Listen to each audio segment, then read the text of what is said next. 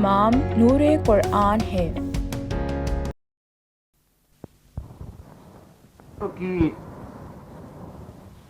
میرے خیال میں قرآنی علم کے لحاظ سے بہت اہمیت والی باتیں ہیں۔ میں سمجھتا ہوں کہ یہ باتیں ہمارے عزیزوں کے لیے بہت ہی مفید ثابت ہو سکتی ہیں، اور وہ بھی اپنے امام برحق مولانا مرتضی علی کے ایک ارشاد کی روشنی میں۔ وہ ارشاد یہ ہے جو مولا علی نے فرمایا ہے کہ قرآن 4 قسموں میں نازل ہوا ہے۔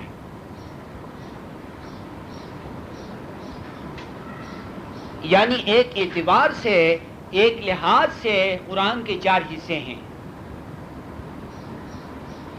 تو ان میں سے ایک حصہ وہ ہے جس کو قرآن کی چوتھائی کہنا چاہیے،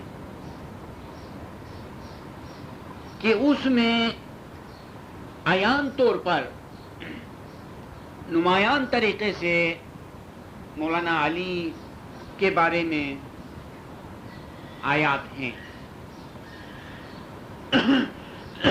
یعنی قرآن کے 4 حصوں میں سے ایک حصے میں ایسی آیتیں ہیں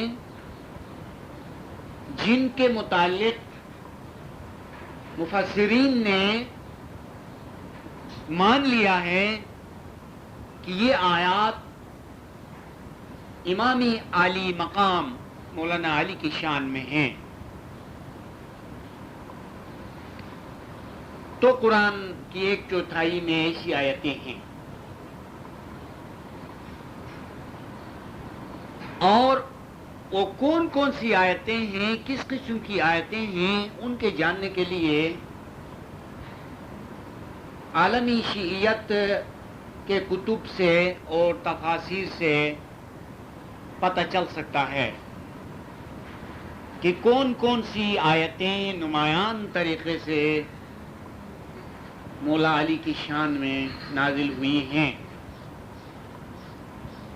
اس کا پتہ چل سکتا ہے۔ اب قرآن کے اس حصے کے بارے میں اس سے زیادہ تفصیل میں نہیں جائیں گے۔ دوسرا حصہ قرآن کا وہ ہے جس میں کہ مولا علی کے دشمنوں کا ذکر ہے، مولانا علی کے دشمنوں کا ذکر ہے۔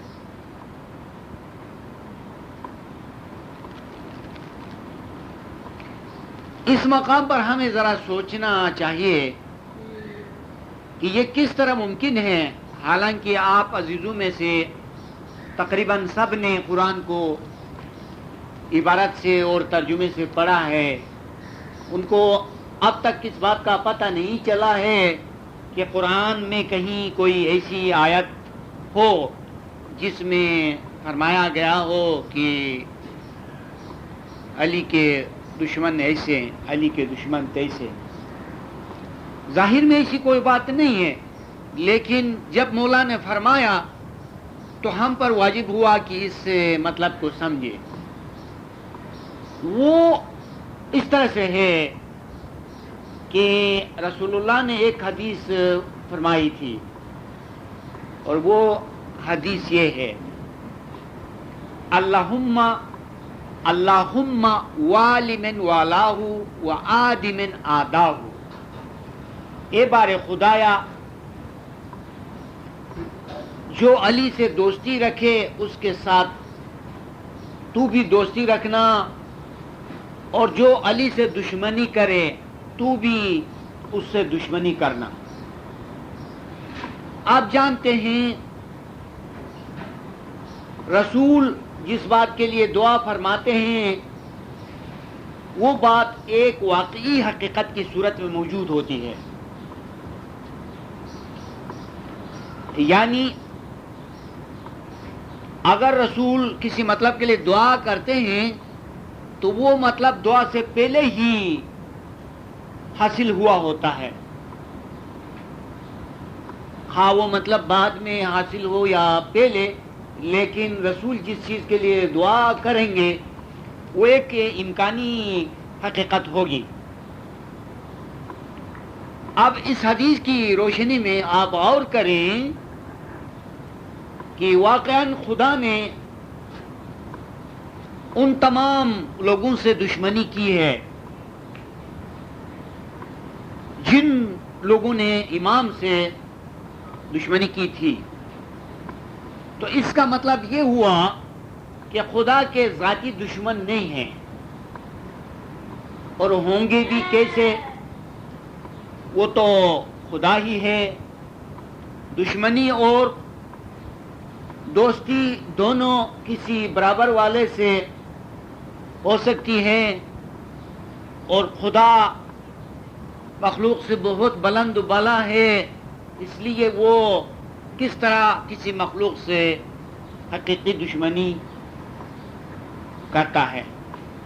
اگر خدا کی کسی سے دشمنی ہے تو یہ نسبتی دشمنی ہے، یعنی یہ منسوب ہے، اور کسی اور کی نسبت سے ہے دشمنی اور دوستی بھی.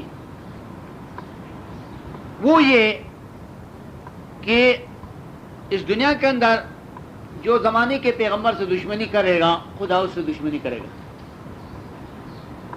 کیونکہ رسول خدا کا نمائندہ ہے اور خدا کا خلیفہ ہے. اور اسی طرح جو لوگ امام سے دشمنی کریں گے خدا ان لوگوں سے دشمنی کرے گا اور ان کو اپنا دشمن قرار دے گا. ان کا نام ابلیس ہوگا. کسی زمانے کی مثال میں حامان ہوگا، فرعون ہوگا، یا یوں کہنا چاہیے دوسرے الفاظ میں کہ وہ زمانے کے فرعون ہوں گے، وہ زمانے کے ابلیس ہوں گے، وہ زمانے کے شیطان ہوں گے، وہ زمانے کے قارون ہوں گے، اور وہ زمانے کے شداد ہوں گے، وغیرہ وغیرہ. جس طرح کہ اگلے زمانوں میں خدا کی نظر میں جو لوگ کافر قرار پائے تھے اور جو لوگ خدا کے دشمن کہلائے تھے، اس کی اصل وجہ خدا کی ذات کی طرف سے نہیں تھی. اس کی اصل وجہ یہ تھی کہ ان منکرین نے رسول سے انکار کیا تھا اور زمانے کے امام سے انکار کیا تھا. ابھی میں سمجھتا ہوں کہ اس مطلب کی کچھ وضاحت ہو گئی جو مولا علی نے فرمایا ہے کہ قرآن کا ایک حصہ ہمارے دشمنوں کی شان میں ہے، ہمارے دشمنوں کے بارے میں ہے. تو کچھ اس انداز سے ہے امام کے دشمنوں کے بارے میں، یعنی یہ کہ جہاں کافروں کا ذکر ہے، جہاں منافقوں کا ذکر ہے، جہاں انکار کرنے والوں کا، نافرمانوں کا ذکر ہے، یہ سب لوگ امام ہی کے نافرمان ہیں اور امام ہی سے کافر ہیں. اب تیسرا حصہ، تو تیسرے حصے کے بارے میں امام نے فرمایا ہے کہ قرآن کا تیسرا حصہ جو ہے وہ تذکروں پر مشتمل ہے، قصوں پر مبنی ہے. یعنی قرآن کے چوتھے حصے میں قصے ہیں انبیاء علیہ السلام کے اور دوسرے لوگوں کے. تو ان قصوں کے بارے میں بھی جب آپ سوچیں گے تو اس میں بھی، اس حصے میں بھی امام ہی کا ذکر ہوگا، کیونکہ جیسا کہ آپ جانتے ہیں کہ امام تمام انبیاء علیہ السلام کے ساتھ تھے اور مخفی طریقے سے وہ کام کرتے تھے، پیغمبروں کے وزیر کی حیثیت سے اور دوسری حیثیتوں میں امام کام کرتے تھے، لہذا ان قصوں میں بھی امام ہی کا ذکر ہے، تاویل کی حیثیت میں بھی اور ظاہر میں بھی۔ اب آخری حصہ قرآن کا جو ہے وہ فرائض کی صورت میں ہے، اس میں اوامر ہے اور نواہی ہیں، یعنی اس میں ارشادات ہیں کرنے اور نہ کرنے کے سلسلے میں۔ تو اس مطلب کو آپ آسانی سے سمجھ سکتے ہیں کہ امام اولو الامر ہیں، ولی امر ہیں، امر کے مالک ہیں، اور خدا و رسول نے دین اور ایمان کا امر اور اذن امام کے حوالے کر دیا ہے، لہذا اگر کوئی امر ہے تو وہ امام کے تحت ہے، امام کے وسیلے سے ہے، امام کے ذریعے سے۔ اگر کوئی نہیں ہے ممانعت کی چیز تو وہ بھی امام کے وسیلے سے ہے، چونکہ نہیں بھی اور امر بھی دونوں صاحب امر کے وسیلے سے ہوتے ہیں، لہذا قرآن کا یہ حصہ بھی امام کے تحت آتا ہے، اور اس میں بھی انڈائریکٹلی امام ہی کا تذکرہ ہے۔ پس معلوم ہوا کہ قرآن کے اگر 4 حصے ہیں تو ان میں سے کوئی حصہ امام کے تذکرے سے خالی نہیں، سو ہم دعویٰ کر سکتے ہیں کہ قرآن کی کوئی آیت یا ظاہر میں یا باطن میں امام کے ذکر سے، امام کی تعریف و توصیف سے خالی نہیں۔ اب میں ایک خاص بات اس مقام پر بتاتا ہوں، یہ جو میں نے آپ سے عرض کیا یہ عربی قول میں ہے، مختصراً میں اس مقالے کا حوالہ بھی دے سکتا ہوں، آپ کو کتابوں کا بھی حوالہ دے سکتا ہوں کہ کس کتاب میں یہ قول ہے جو امام نے فرمایا ہے۔ وہ مناقب مرتضوی یا کی کوكب الدری اور علی کی تعریف و توصیف پر مشتمل جتنی کتابیں ہیں ان میں سے بعض میں یہ قول آیا ہے کہ مولا علی نے ایک ایسا ارشاد فرمایا ہے جس میں یہی بیان ہے جو میں نے آپ سے کہا، نزل القرآن اربع، قرآن نازل ہوا ہے 4 حصوں میں یا کہ 4 چوتھائیوں میں، فربع فینا وربع فی عدونا، بس ان میں سے 1/4 ہماری شان میں ہے اور 1/4 ہمارے دشمنوں کے بارے میں ہے۔ تو جو 1/4 امام کے دشمنوں کے بارے میں ہے وہ بھی انڈائریکٹلی امام کے تذکرے پر مشتمل ہے، اور قصے بھی اور اوامر و نواہی بھی۔ تو آخر میں جو خاص بات بتانا چاہتا تھا وہ یہ ہے کہ اس قول کے آخر میں امام نے فرمایا ہے کہ ولنا کرائم القرآن، قرآن کی بزرگ ترین آیتیں ہماری شان میں ہیں۔ ہمارا اصل مضمون یہ ہے، میں اس پر گفتگو کرنا چاہتا ہوں۔ اس کا کیا مطلب بنتا ہے جو امام نے فرمایا کہ ولنا کرائم القرآن؟ آپ اب یا بعد میں اس جملے کو نوٹ بھی کر لیں، ولنا کرائم القرآن، اور قرآن کی بزرگ ترین آیتیں ہماری شان میں ہیں۔ اس سے ہم کو عجیب قسم کا تصور ملتا ہے،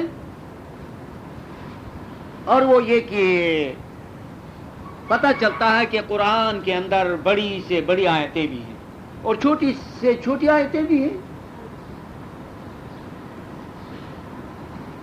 اب سنیے کہ ہم ان بڑی آیتوں کے بارے میں کیا کہنا چاہتے ہیں۔ بہت اچھا تصور ہے، ہم ان بڑی سے بڑی قرآنی آیتوں کو جو امام کی شان میں ہیں روشنی کی میناریں بنائیں گے.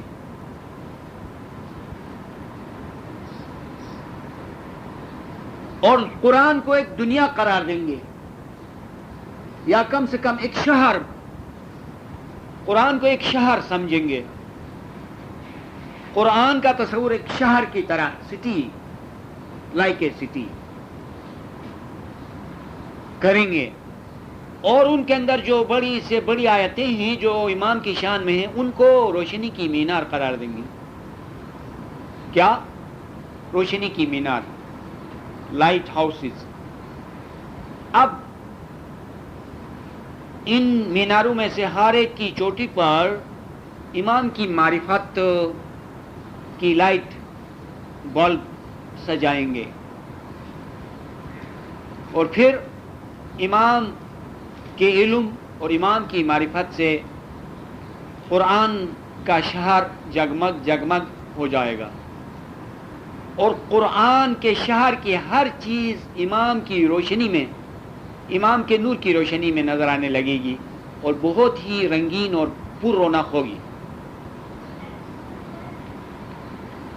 یہ ہوا ایک بہترین تصور ظاہری علم کی صورت میں کہ کس طرح امام قرآن کا نور ہے.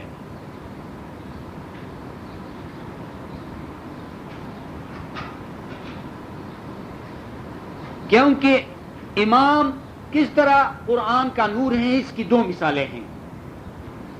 ایک تو پریکٹیکل ہے, آپ جب روحانیت میں جائیں گے تو وہاں پر ایک روحانیت کی دنیا آپ کے سامنے آئے گی, وہ قرآن ہی کی دنیا ہوگی اور اس میں لائٹ ہوگی اور وہ لائٹ امام کا نور ہوگا. تو وہاں پر ہر چیز قرآن کی دنیا کی ہر چیز, روحانیت کی دنیا کی ہر چیز آپ امام کے نور کی روشنی میں پائیں گے. اس معنی میں صحیح ہے جو خدا نے فرمایا تھا کہ میں نے جہاں کتاب بھیجی ہے وہاں نور بھی بھیجا ہے. یہ تو پریکٹیکل ہو گیا کہ آپ نے روحانی طور پر دو چیزیں دیکھی, ایک دنیائی روحانیت دیکھی جو قرآن ہے, واقعات و معجزات و مثالات اور ایسی بہت ساری چیزوں کی ایک دنیا یا کی ایک شہر, ایک کائنات. اور دوسری چیز آپ نے ایک روشنی دیکھی جو امام کی روشنی تھی. اسی طرح اب اس وقت جو میں قصہ بیان کرتا تھا, جو مثال پیش کر رہا تھا اور جو تصور آپ کے سامنے پیش کر رہا تھا, میرے خیال میں یہ آپ کے لیے جدید چیز ہے. ہم چاہتے ہیں کہ آپ کو جدید ترین چیزیں ملیں اور بہت منظم طریقے سے آپ کے سامنے چیزیں ملیں.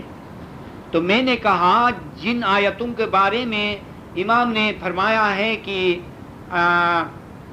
قرآن کی عظیم ترین آیتیں ہماری شان میں ہیں, تو جو عظیم ترین آیتیں امام کی شان میں ہیں ان کو ہم نے لائٹ ہاؤسز بنایا, روشنی کی میناریں بنائیں اور ان کے اوپر علم اور معرفت کے بلب لگائیں.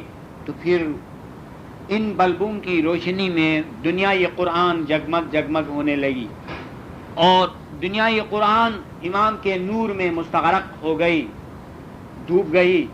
جس طرح سورج کی روشنی میں یہ کائنات ہر وقت ڈوبی رہتی ہے اور پوری کائنات ڈوبی رہتی ہے, اور دن کے وقت ہم محسوس کرتے ہیں کہ کس طرح دنیا سورج کی کرنوں میں اور سورج کی روشنی میں ڈوبی رہتی ہے. اسی طرح ان آیتوں کی روشنی میں جو بزرگ ترین آیتیں ہیں, بڑی بڑی آیتیں ہیں, ان کی روشنی میں قرآن کی دنیا, عالم قرآن کہیے یا کہ دنیا یہ قرآن کہیے یا کہ قرآن کا شہر کہیے, وہ امام کی معرفت میں اور امام کے علم میں ڈوبا ہوا ہے. اب اس سے آپ کے سامنے وضاحت ہوئی کہ دو طرح سے ہم اس کو سمجھتے ہیں کہ امام کس طرح قرآن کا نور ہے. فرسٹ سٹیج پر جیسا کہ ابھی بات ہو رہی ہے کہ امام کی شان میں جتنی بڑی بڑی آیتیں ہیں ان کے ترجمے کو آپ سمجھ لیں، ان کے سادہ ترجمے کو سمجھ لیں، ان کی کچھ حکمت کو سمجھ لیں، تو پھر اس کی روشنی میں آپ پورے قرآن کو سمجھ لیں۔ اچھا، تو میں نے شروع میں کہا تھا کہ میں کچھ ایسی مفید باتیں بتاؤں گا جو کہ آپ کو قرآنی علم کے حصول کے سلسلے میں ممد اور معاون ثابت ہو جائیں۔ تو یہی میرا دعویٰ ہے اور یہی میرا کہنا ہے کہ آپ اگر قرآن کی ان عظیم ترین آیتوں کو سمجھیں گے تو پورے قرآن کو سمجھیں گے، اور ظاہری طور پر بھی کسی بھی چیز کو سمجھنے کے لیے کئی طریقے ہوتے ہیں، اور اس میں ایک مختصر طریقہ یہ ہوتا ہے کہ اگر آپ کو وقت نہیں ہے کہ کسی چیز کو تفصیل سے سمجھیں تو آپ اس کا مختصر جائزہ لیتے ہیں۔ تو مختصر جائزہ لینے کا بھی کوئی طریقہ ہوتا ہے، یعنی اس چیز کے اہم پہلوؤں کو دیکھیں آپ کہ وہ کون سی چیز ہے۔ اگر کوئی شہر ہے تو اس کے مراکز کو دیکھیں، اس کے اونچے اونچے مقامات پر جائیں اور وہاں سے جانکیں تو آپ کو پورے شہر کا پتہ چل جائے گا۔ اور دنیا میں اس چیز کی بہت سی آپ کو مثالیں ملیں گی کہ کسی کام کو آپ تفصیل سے کرنا چاہتے ہیں یا کہ اس کا شارٹ کورس کرنا چاہتے ہیں۔ جب آپ شارٹ کورس کرنا چاہتے ہیں تو وہ بھی کچھ اس طرح سے ہو کہ پورا مطلب اس میں سمجھ آئے اور پوری چیز اس سے کور ہو جائے۔ میرا دعویٰ ہے قرآن کے اندر کچھ ایسی آیتیں بھی ہیں جن کے سمجھنے سے پورا قرآن کور ہو سکتا ہے۔ تو لہذا چونکہ ہماری جمعیت یعنی علم کے لحاظ سے یعنی کسی یونیورسٹی کی طرح پریکٹیکل کام سے اس جمعیت کی دلچسپی ہے، لہذا میں یہ آپ کو مشورہ پیش کرنا چاہتا ہوں کہ آپ یا تو پورے قرآن کو لیں یا آپ ان آیتوں کو لیں جو کہ تمام قرآن کو کور کر سکتی ہیں، تمام قرآن کے مطالب اس میں سمو سکتے ہیں۔ تو اس کے لیے امام ہی نے اشارہ فرمایا ہے کہ وَلَنَا کَرَائِمُ القرآن، قرآن کی بزرگ آیتیں ہماری شان میں ہیں۔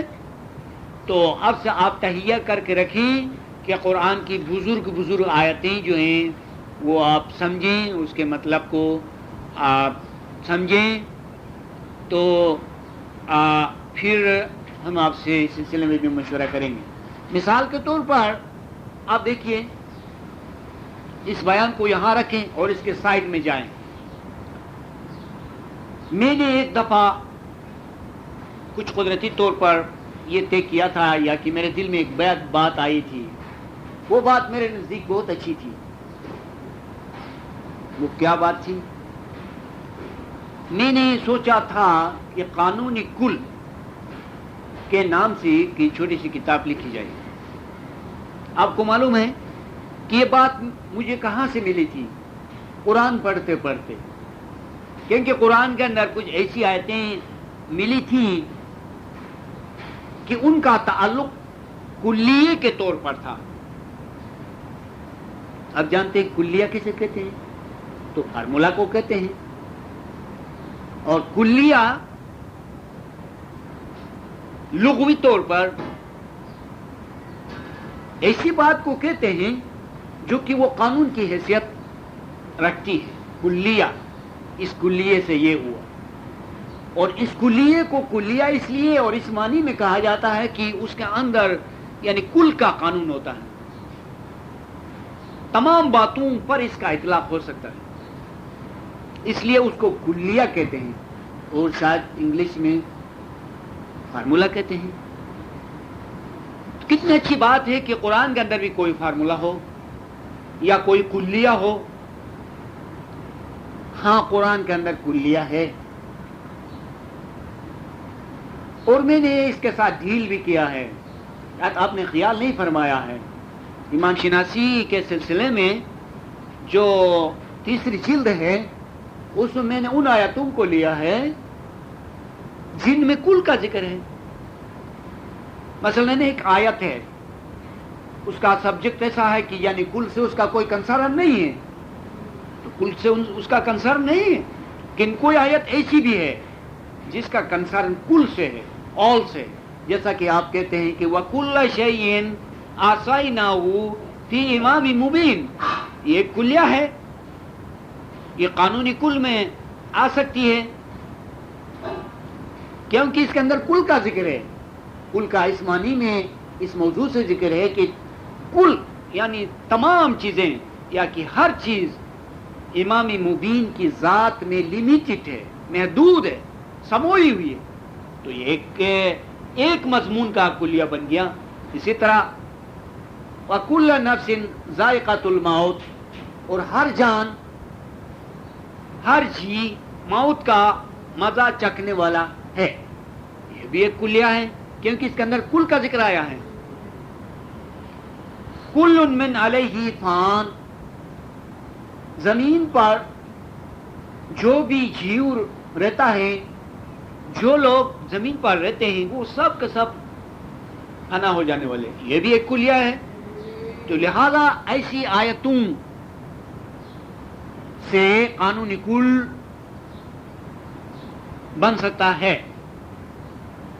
تو میں نے یہ موضوع کیوں چھیڑا ہے؟ اس لیے کہ ابھی ذکر ہوا تھا کہ امام نے اشارہ فرمایا ہے کہ قرآن کے اندر سب آیتیں یکساں نہیں ہیں، کچھ آیتیں معمولی ہیں، کچھ آیتیں اعلیٰ سے اعلیٰ ہیں. یہ امام نے تصور دیا.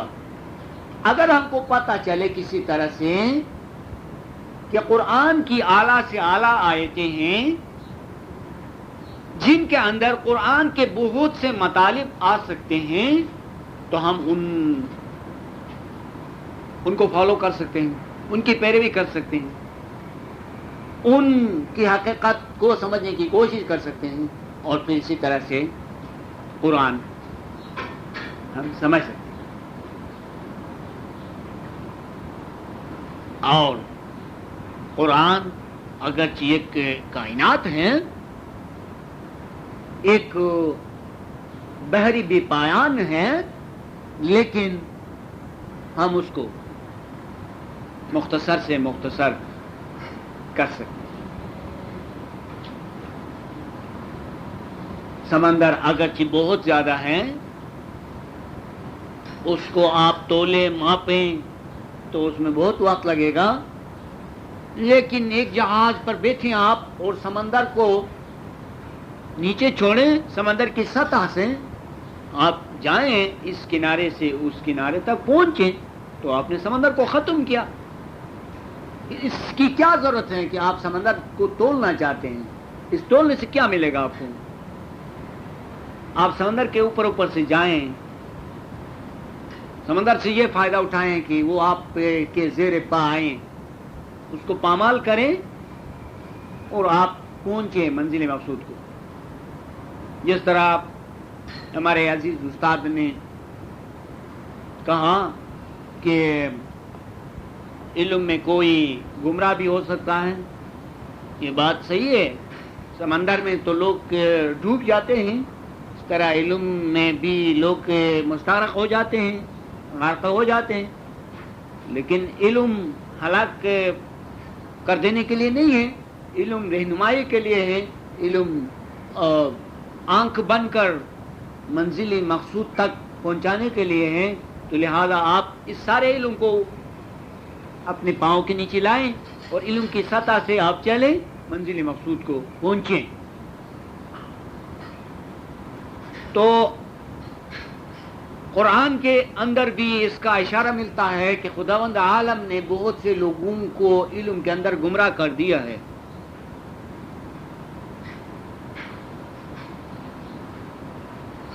اور جس کو ہادی برحق نہیں ملتا ہے اور وہ ظاہری علم پر نازان ہوتا ہے، فخر کرتا ہے، تو وہ بے شک گمراہ ہو جاتا ہے۔ اس مختصر سے موضوع کا مقصد یہ تھا کہ میں آپ کو بتاؤں کہ قرآنی علم حاصل کرنے کے لیے مختصر سے مختصر طریقہ بھی ہے، اور وہ یہ ہے کہ آپ قرآن کی بزرگ یعنی بڑی بڑی آیتوں کو لیں، ان کے مطلب کو سمجھیں، اور پھر ان آیتوں کے اندر قرآن کے سارے علم کو پائیں، ان بزرگ آیتوں کی میناریں بنائیں، اور ان میں سے آپ جان کے امام کے نور کی روشنی میں دنیا قرآن کو دیکھیں، تاکہ آپ پر روشن ہو جائے گا۔ یا یہ کہ آپ قانون کل کو سمجھیں، ہر جان کو موت کا مزہ چکھنا مقرر ہے، تو اس کو کس طرح سمجھیں؟ اس کو اس طرح سے سمجھیں کہ یہ جب کلیہ ہے، یہ جب قانون کل کا جز ہے، تو اس سے کوئی شخص نہیں بچ سکتا ہے۔ اس کا مطلب یہ ہوا کہ دنیا کے اندر نہ کوئی خضر ہے، نہ کوئی الیاس ہے زندہ جسمانی طور پر، نہ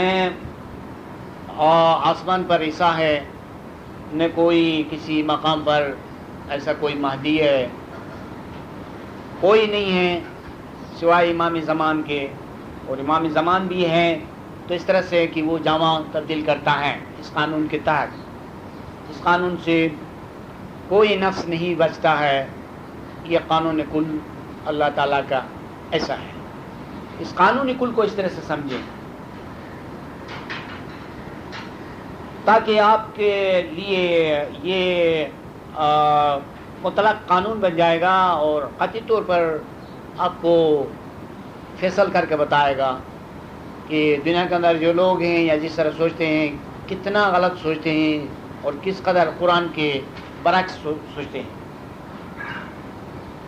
یہ امام کے نور کی روشنی ہے جو اسماعیلی سمجھتے ہیں، حقیقتوں کو پاتے ہیں اور قرآن کی روح کو سمجھتے ہیں۔